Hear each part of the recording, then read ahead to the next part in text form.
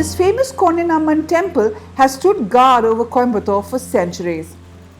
But today there is little beyond temples to tell the story of this ancient township that played such an important role in trade in South India and the world. The only connect to Coimbatore's grand past is this, the famed cottons that once made their way to the far-off corners of the world. Given the deep history of this region and the fine cotton it produced, the stately Agricultural College and Research Institute set up by the British here more than 100 years ago seems a recent tribute to Coimbatore's cottons. The history of cotton in this city goes back to over 2000 years. Colourful cotton fabrics like this made their way to far-off ports, and it is said that Rome at its height couldn't get enough of it. The rich cotton-growing soil of Coimbatore, its proximity to the ancient ports of Kerala, and the fact that it connected the stretch of the southern hinterland with the Kerala coast made Coimbatore an important meeting point. Weavers flocked here, as did traders. Geography played a critical role in Coimbatore's history.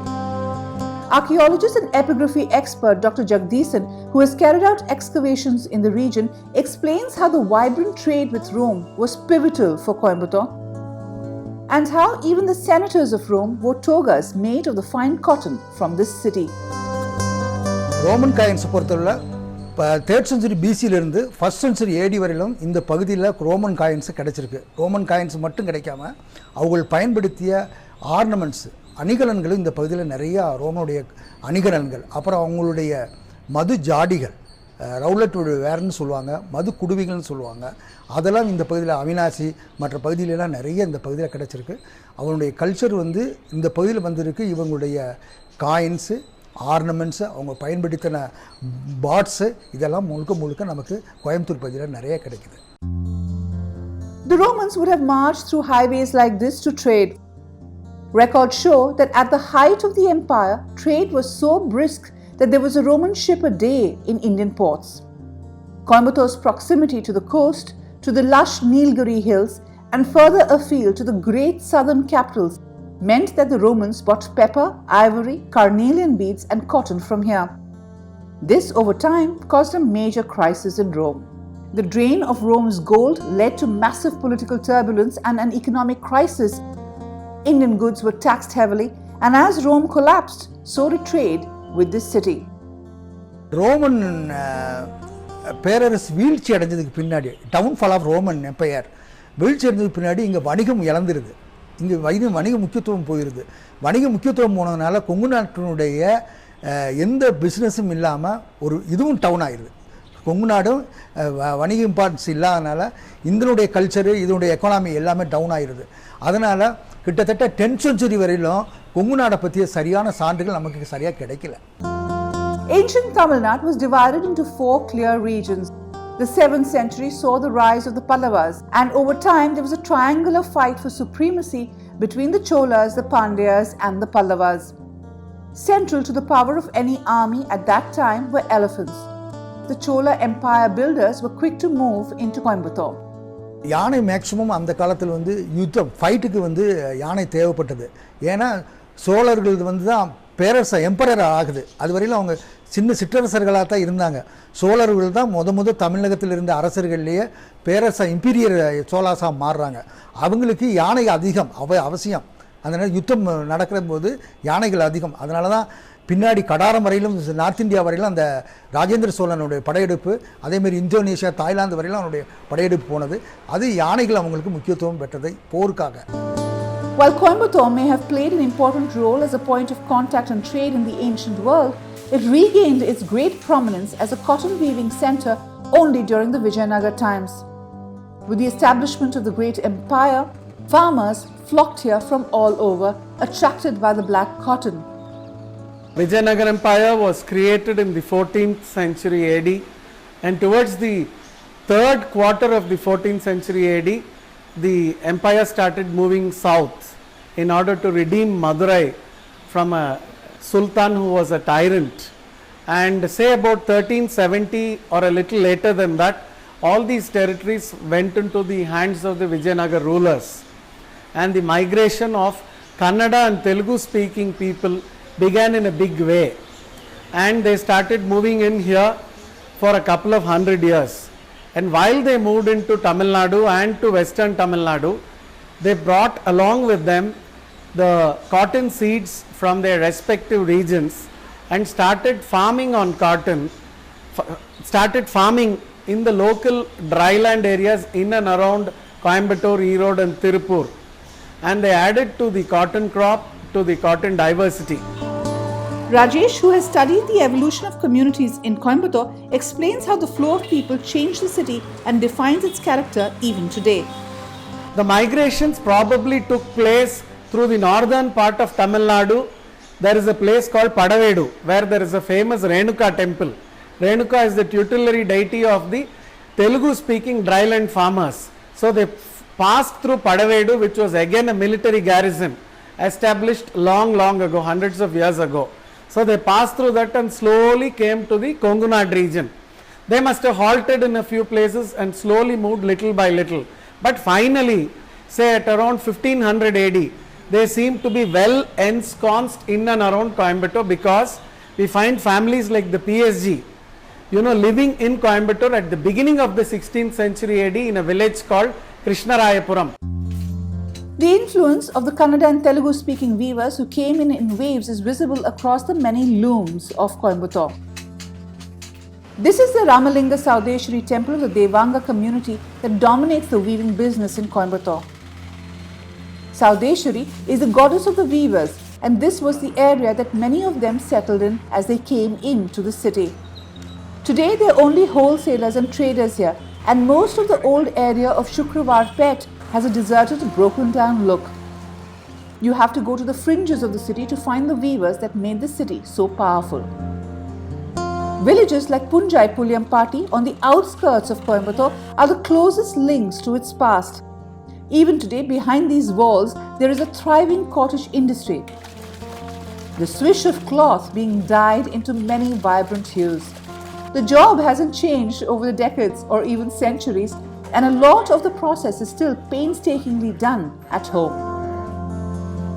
Yards of silk thread are dyed in lots, and each of these has enough for 10 saris.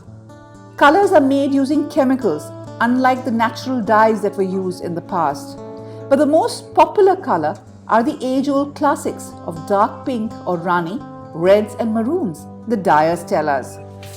The weavers of the village here make saris on order by a master weaver family that in turn supplies to Mahavir's, one of Coimbatore's biggest textile companies. Mahavir's has been at the forefront of reviving the handlooms here and promoting Coimbatore's famed saris. Bulk orders from them, thanks to a steady demand for saris, has meant more orders and newer opportunities, especially for the young generation that is taking charge. This is Dhanraj overseeing machines preparing the silk yarn. With a master's in international business from Scotland, Dhanraj brings new skills to the old trade. He is consolidating what his father and his father before him did. My father, my uncle, they started training me. Like, they wanted me to play inside the office. They wanted me to play with the saris. They wanted me to fold saris, fold boxes to pack the saris. And they wanted me to be around here and learn from what they do. Instead of learning when I grow up, I started growing up with them. So it was like very easy for me to come into the business. Interestingly, the cotton that Coimbatore was once famous for has disappeared from the loom here. Dhanraj says that this process started years back.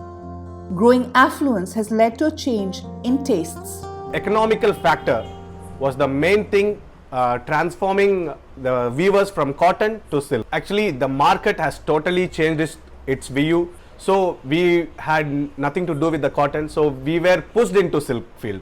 So we have to go into what people like it, no? In terms of labor costs and what a weaver earns, what is the difference between what a weaver in a silk loom earns versus a weaver in a cotton loom? Yeah, it has dramatically changed. From, I can tell you, they were weaving for 5 rupees and 6 rupees before 30 years. And now they have grown up to 1,300 and 1,500. And some designs they can weave up to 5,000. This house where the dyeing shop operates is where Dhanraj's family lived for generations. Enterprising as they were, they moved on and began organizing weavers and doing larger jobs. Today, even the girls are actively part of the operations. Kasthuri, Dhanraj's first cousin, is an MBA and quite sure about what she wants to do. I have been interested in weaving but not actually getting into the looms, but I've been interested in the business, that is the trading. I've been interested to trade saris and get to know different kind of saris. Our great grandfathers were weaving saris, and my father, then my great grandfather, he weaved saris, and after a few days he started to trade saris. And he had the capacity to bring lot of people under him who can weave, and then he got on to the next step to trade. And my dad is doing even better. He has brought the first my great grandfather, he had 100 looms something, and now my father has around 400 looms. So it is growing, and now I am interested in the business sector actually. With the growing industrialization of Coimbatore, its famed cotton industry has moved on. New satellite towns like Erode, Salem and Karur have taken up the mantle of keeping the legacy alive. How will Coimbatore's cotton looms live on after this? This road to Pollachi, south of Coimbatore, is probably where the Romans marched through 2000 years ago. The rich soil of the area around Coimbatore allowed cotton to grow in abundance, and weavers came here from across peninsular India to reap the benefits of the rich black soil and the richer marketplace. Today it's at what was an old cotton ginning plant that you can see a lot of what has been. Vijayalakshmi and her husband Mani have been at the forefront of the revival of the Coimbatore cotton, which they believe needs to be seen with a fresh new perspective. They say they have cotton in their veins. Both are from families that have dealt as traders and ginners for generations. Today they are reviving old techniques. Mani and I always felt this connect with our region, and the people who used to come and work in our ginning factories used to come from all these villages around here, and we used to go visit them many a times. As a textile student, when I came as a newly wedded bride, Mani took me into all these villages over here, and we said one day we need to work with these handloom weavers. So when that opportunity arose, we felt that we need to make a value added product, and we had to do it the traditional way, and we had to make a traditional fashionable, what is traditional in this area, fashionable again. And that is how this whole thing started. This whole concept of Ethicus started as a farm to fashion brand. When we wanted to start this, we looked around. They had very, very thin frame looms in houses. When we wanted to set up our own factory over here, somebody told us that there was this big unit near Chennai, in Chennai near Erode, which had a lot of old looms which were dismantled and which we could go buy. So when we went over there, we were shocked to see this once healthy unit which had 3,000 handlooms running completely stopped, and all these looms are dismantled, and all this wood was stacked up in a godown like this, and most of it was already termite ridden. The remaining good wood was being sent to Nagapattinam for tsunami relief, to build door frames and window frames. It was such a shock for us to see this. It had such a history. There were some 70-80-year-old looms, solid wood looms which had such a history behind it. So we picked up our initial 24 looms from there, and then subsequently within that year we picked up another 24. So we have a 42 looms over here in our loom shed. At the old ginning factory, a fresh crop of cotton is arriving, and Mani is here to take stock. Cotton is a complex business, and Mani explains how India has played such an important role in its evolution. Britishers came in and established the East India Cotton Company in Chennai, and they were already trading with spice and other things. At that point of time, the Civil War in America was brewing, and that was the main source of cotton for them to run their Manchester mills. And the Civil War cut off their supply chain, and by that time they realized they need to develop alternative source of cotton. So by then the empire had spread to Uganda, Cambodia, and wherever they went with seeds and tried out many forms of seeds, many varieties of seeds to see if it can be replaced, the American cotton can be replaced with those varieties. So at that point of time, India was at the forefront of demonstrating new types of seeds that were introduced. The American cottons were brought in, the Barbadians cottons were introduced. So Coimbatore became a center because they established India's first agriculture university, and they had brought in seeds from America and other countries wherever they were. So one interesting variety called MCU5, so Madras, Cambodia, Uganda. So the name itself gives away where all the seeds were brought in and to make it into a beautiful cotton. Even today that MCU5 is in vogue. So we had such a rich history on cotton, and Coimbatore luckily was at the forefront because of the climatic zone and the fertility of the soil was very conducive for cotton growing. So that is how Coimbatore found its way, and it's also called as the Manchester of the South. For generations, Mani's family has run the ginning plant, and his earliest memories are of hanging around here when he came back from school. Today, a large part of his endeavor is towards getting his product up the value chain. We, as I told you, we are third generation into cotton ginning, and we always source cotton from farmers directly. We have contract farming model that we pioneered in 2001 and 2. And we always work closer with farmers, and having worked closer with them, we also understood their issues, their problems in terms of credit, in terms of high inputs that they used to grow. And this region where I source my ecologic cotton is the Kabini region. It's also the ecologic hotspot. It's in the Nilgiri biosphere. And farmers in that region are high intensive chemical oriented cotton growers. So we wanted to change that because we said this is not right, something felt not right for us. So we said we should go the ecologic way, where we can go back to our roots, where it can be grown organically. So we train farmers to grow ecologic cotton. So that cotton we grew, and we wanted to take it all the way up the value chain. So we ended up creating a brand, Ethicus, where we use those cotton in our wonderful handloom textiles we produce. And so the ecologic story is told to the customer, and they understand the whole value chain from farm to fashion. Priced anywhere between 8,000 and 40,000 rupees a sari, saris made here sport the mark of the weaver and ensure that his efforts are rewarded. Vijay, a textile designer herself, is working hard at innovations. At the heart of it is a new take on the sari, a sari for the boardroom.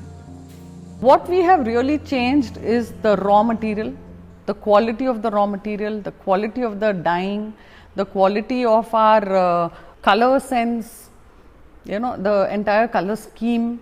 What we've changed is also the designing. So while we use a local skill, every year we come out with 2 collections. And we say all our saris tell stories. So our latest collection was called Matchmaker, because we were telling the story of our farm to fashion. So we matched the farm and the fashion story together, and that whole collection was called the Matchmaker collection. Most of our clients are, so we design a whole range of saris which we call the boardroom saris.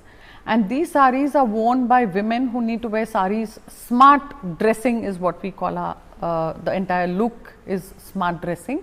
So we have women who are at a certain stage in their career demands that they need to wear a sari to work every day, and they need to be really smart in the way they look.